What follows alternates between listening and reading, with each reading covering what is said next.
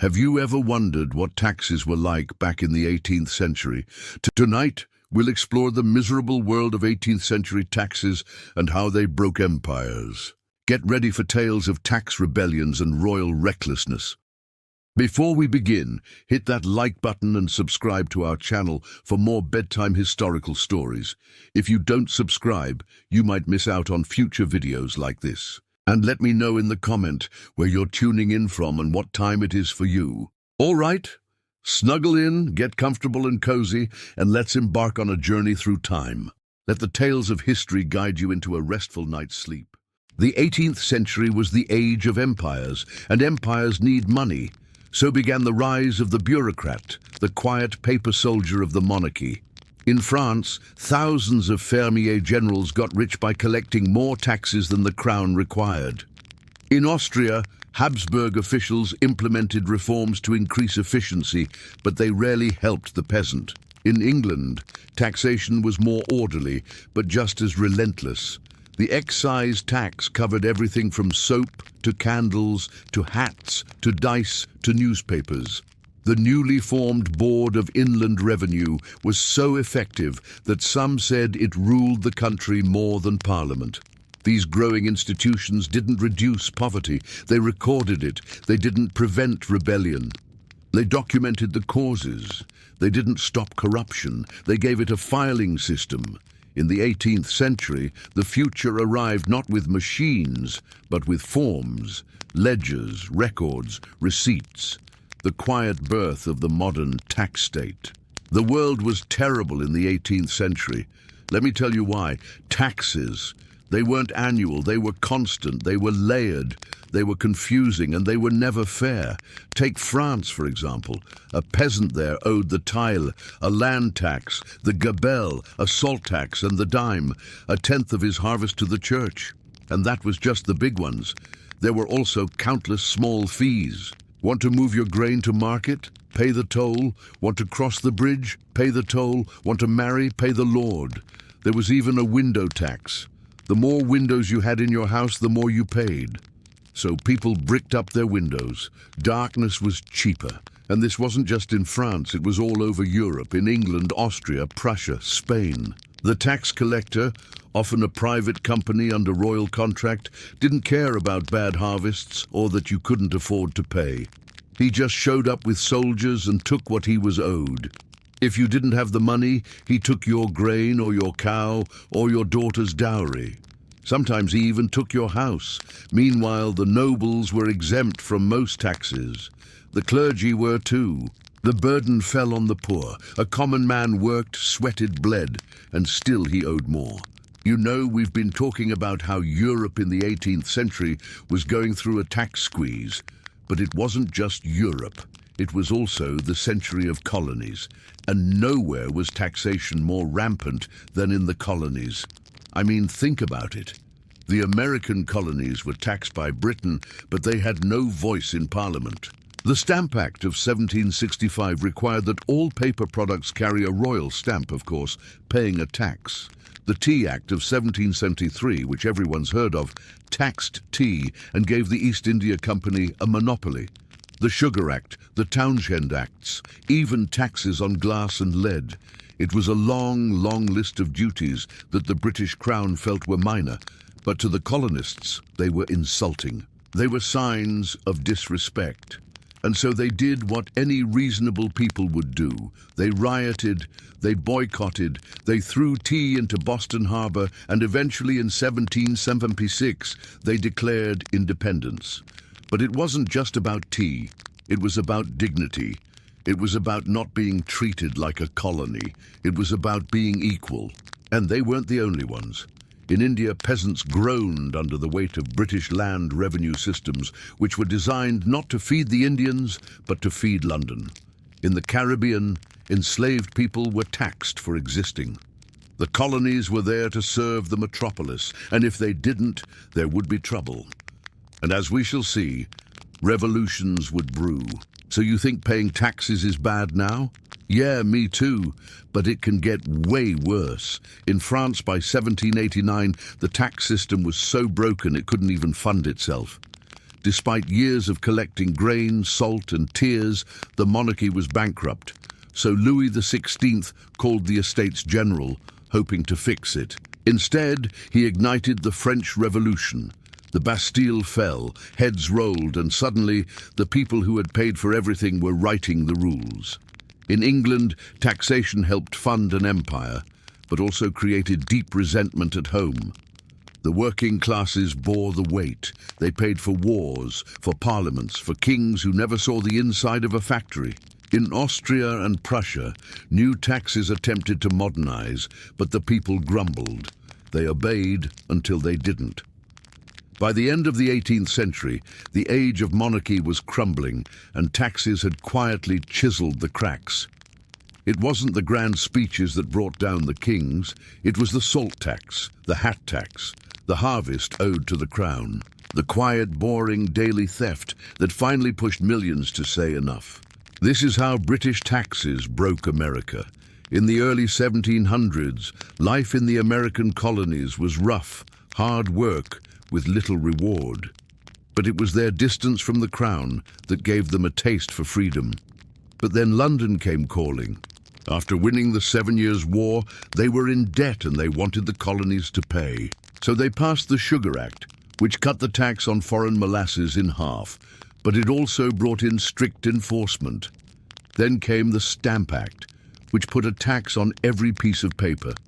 The colonists couldn't get around it, and for the first time, they were paying taxes to a government they didn't have a say in. The backlash was immediate and violent, and after 9 years, the Stamp Act was repealed, but the message was clear.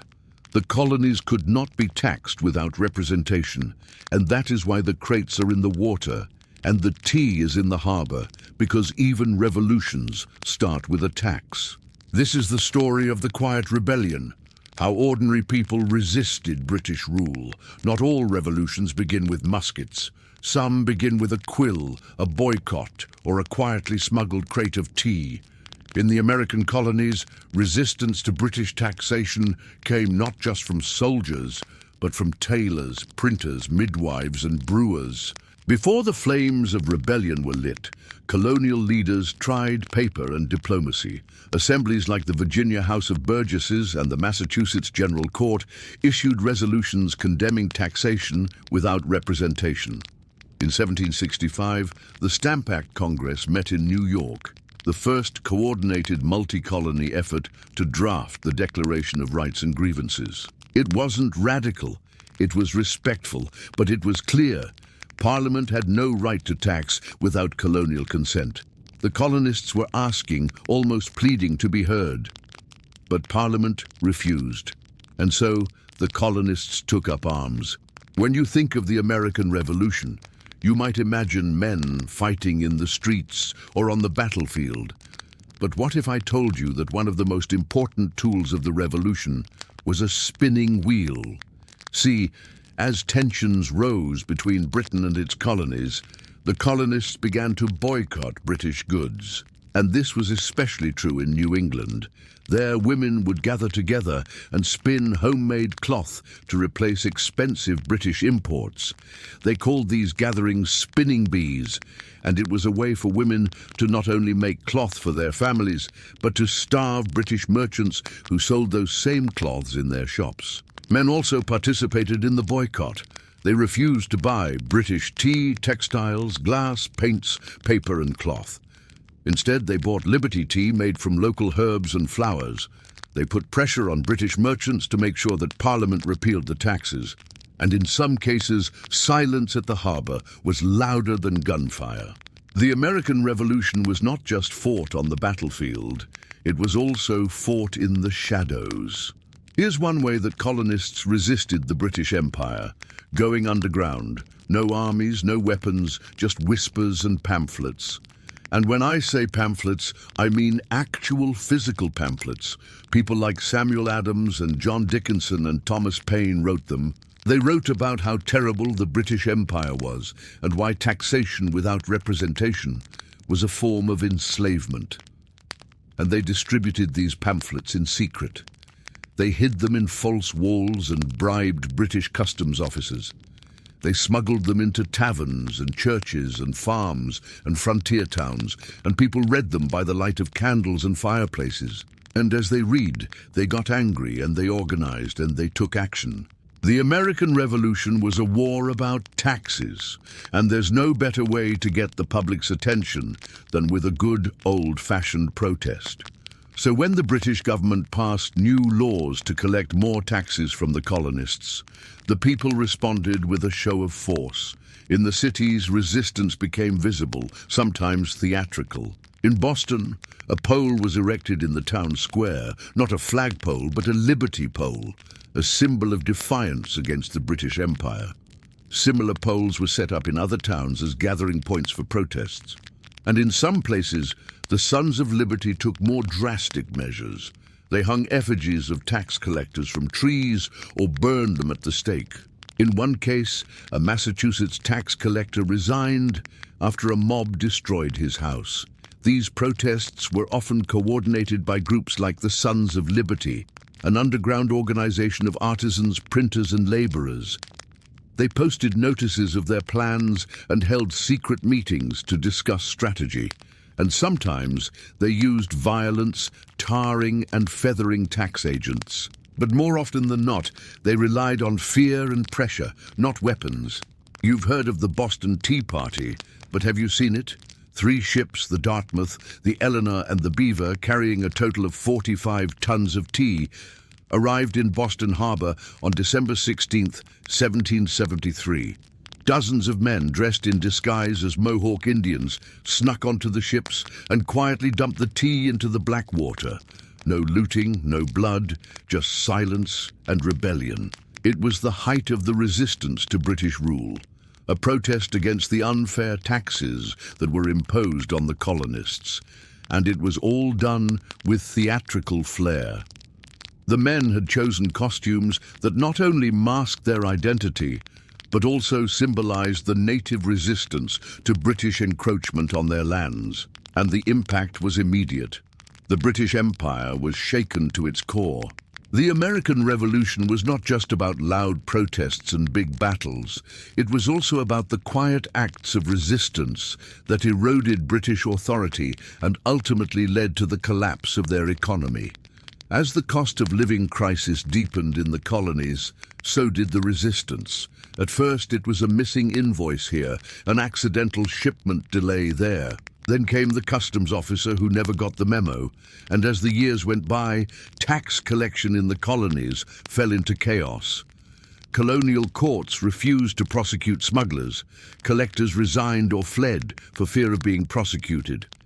Governors pleaded with the British government for troops, not to fight the war, but to protect the accountants. Every colony except Georgia formed a shadow government in exile. These groups enforced boycotts of British goods and prepared their own militias. By 1775, even tax stamps couldn't be distributed because there was no one left to carry them. The revolution had begun with paper, protest, and quiet courage, but now it was time to fight. Let your eyes close like the harbor gates once did.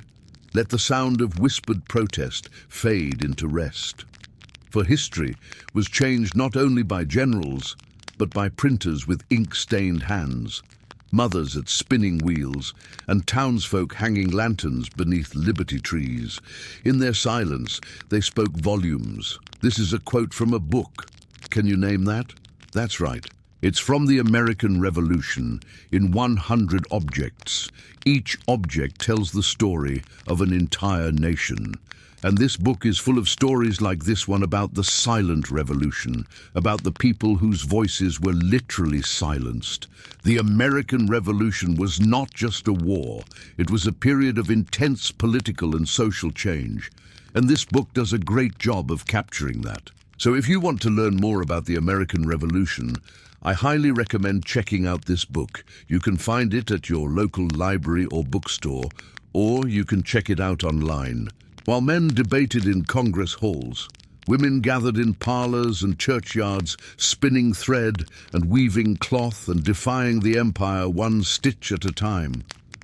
The Daughters of Liberty were informal, decentralized groups of colonial women who organized and participated in economic boycotts. Their main tactic was homespun cloth. British textiles were expensive and taxed. So instead of buying them, colonial women spun their own thread, wove their own fabric and stitched their own clothing. This made the colonies more self-sufficient and deprived British merchants of income. These women's actions may seem small, but they were part of a larger movement. Public spinning bees became common, large gatherings of women producing cloth together.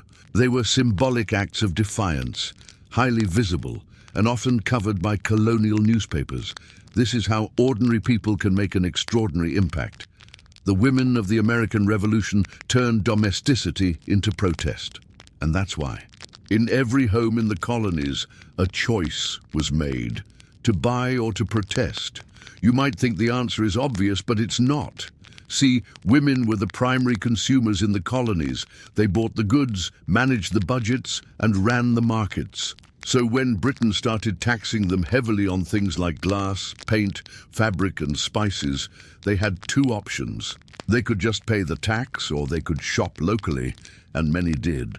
They also refused to feed British troops in occupied cities like Boston, which meant that they were quietly and daily starving British influence. Some went even further. They harassed loyalists in their towns. They passed messages between patriot groups, and they sheltered spies or rebels in their attics and cellars. Although not formally enlisted, women became the logistical backbones of the resistance. And that is how. When men printed pamphlets, women wrote poems, and readers took notice. During the American Revolution, women like Mercy Otis Warren and Phyllis Wheatley became influential literary voices of the resistance. Mercy Otis Warren wrote satirical plays and political commentary that attacked British policies and mocked loyalists. She was so effective that the British government put a price on her head and confiscated her property. But she didn't stop writing. Phyllis Wheatley, the first published African-American poet, wrote poems praising freedom and criticizing tyranny. She also wrote an ode to George Washington, which was included in a collection of poems that raised money for the Continental Army. Their words didn't just inspire people to take up arms. They humanized the cause and made the resistance accessible to everyone, not just soldiers on the battlefield. For more stories of courage and conviction, stay tuned. Not every protest was loud. Some were whispered across market stalls or written in hidden letters. Thousands of unnamed women refused to cook with British salt. They recycled linens instead of buying new ones. They wrote in diaries and letters about their growing frustrations, records we still rely on today. And when war finally came, many followed their husbands and sons into battle. They acted as nurses, cooks, laundresses, and sometimes even disguised soldiers. For these women, resistance wasn't a moment. It was a lifestyle. It was living under taxation, occupation, and threat. It was risking everything they had, their homes, their businesses, their very survival to stand up against an empire. This is how women put their principles to the test during the American Revolution. To refuse tea, to boycott a British shop, to host a spinning bee. These weren't just acts of principle. They could make you a target. Women who took bold public stands, especially as organizers or vocal boycotters, risked harassment, public humiliation, or worse, retaliation from loyalists, those loyal to Britain. They were sometimes accused of being unladylike, rebellious, even disorderly. Tory neighbors might report them or destroy their property. In cities like Boston and New York, political tension ran so high that even simple acts like wearing homespun instead of British cloth could get a woman shouted at or shunned by her peers. In some cases, they were even threatened or physically attacked by angry loyalists who saw their protest as dangerous. But still, the women persisted. They organized protests, they spun yarn, they signed petitions, and in doing so, they helped turn the tide of the war and create a new nation, This is part 3 of a series. To learn more about the American Revolution, check out the resources. Did you know that women were arrested for protesting in colonial America? See, back then, women had few legal rights to begin with, and if they got arrested for protesting, they could lose what little protection they had. Under English law, married women had no independent legal identity. Their actions were considered part of their husband's responsibility. And that meant that if a woman wrote a political pamphlet, helped smuggle goods, or refused to serve British soldiers, her husband could be fined, imprisoned, or even investigated. Unmarried women or widows could lose their business, get evicted, or have their reputations ruined if they were seen as radical. And if you thought that was bad, it wasn't. You see, women who wrote in public, like Mercy Otis Warren, were sometimes mocked in newspapers. They would question her intelligence or her loyalty to her family. So yeah, things were not good for women in colonial America. But that didn't stop them from fighting for their rights. And that's a story that I'm just getting started on. This is what it was like to be a woman in 1776. Every cup of tea poured was watched. Every letter sent might be read. Every whisper could be reported. By the 1770s, British authorities and loyalist groups were monitoring patriot activity closely. Women suspected of aiding the rebels could be searched, questioned, or watched, and some were forced to sign oaths of allegiance to the crown under duress. In cities under British control, women were sometimes used as informants, willingly or otherwise. Even talking politics too loudly in a market could bring unwanted attention, and in rural areas where laws were loosely enforced, mob justice replaced court justice. A single rumor could lead to women's acts of protest were rarely isolated. Their homes were the center of resistance, and that made their families vulnerable. Some husbands were jailed or hunted after their wives took political action. Children might be denied apprenticeships or schooling because of a family's reputation.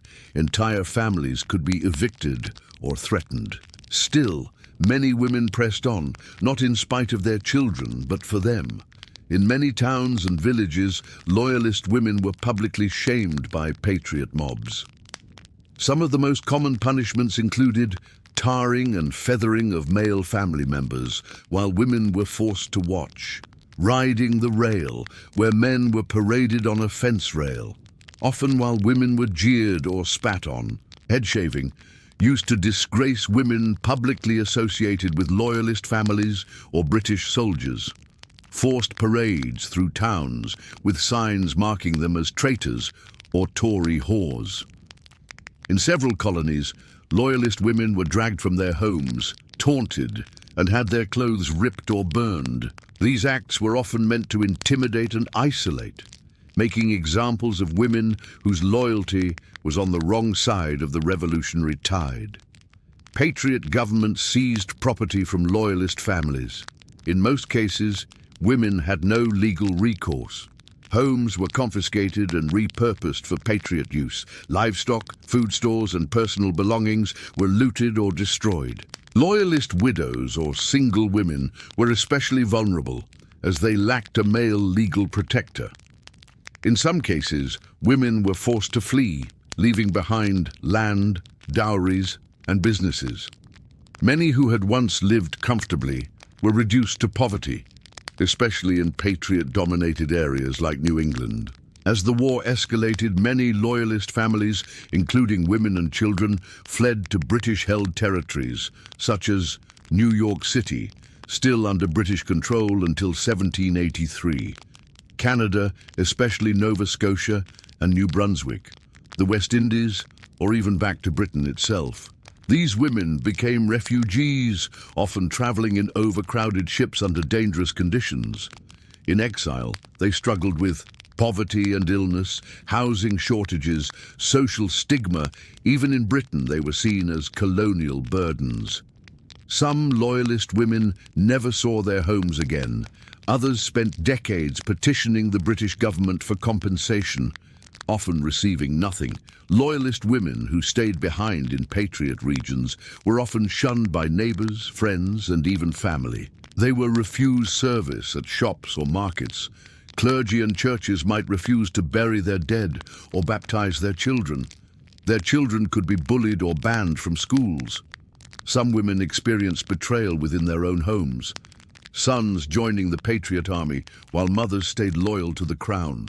Husbands fleeing British defeat while wives were left behind, exposed to mobs or confiscation. The emotional toll was immense. Many loyalist women kept journals that recorded their loneliness, fear, and confusion, unsure of what home meant anymore. Loyalist women often lived in war zones. In upstate New York and the Carolinas, raids and counter-raids between patriot and loyalist militias were constant. Civil war within communities was brutal, and women were not spared. Some loyalist women were shot, wounded, or raped during raids, forced to hide in forests or barns during battles, used as bargaining chips or hostages by both sides. In rare cases, they were captured and imprisoned, particularly if they were accused of harboring British spies or troops.